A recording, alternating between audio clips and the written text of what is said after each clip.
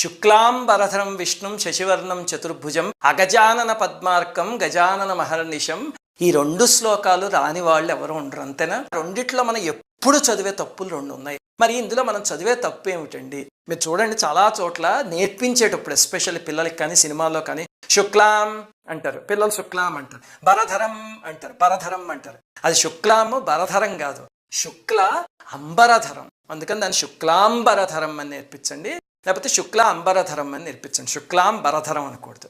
ఇంకా 2వ శ్లోకం అనేక దం తం భక్తానాం. ఇది చాలా జాగ్రత్తగా చదవండి. అనేక దంతం కాదు, అది అక్కడ పాజ్ ఇవ్వాల్సింది. అనేక దం తం భక్తానాం అంటే తం భక్తానాం, నీ యొక్క భక్తులకి అనేక దం, అవి ఏవైనా ఏ కోరికలైనా తీర్చేస్తాడట. అహర్నిశం ఎల్లప్పుడూ చేస్తూనే ఉంటాడట. అటువంటి ఏకదంతుణ్ణి ఉపాసిస్తున్నాను, అది దాని అర్థం.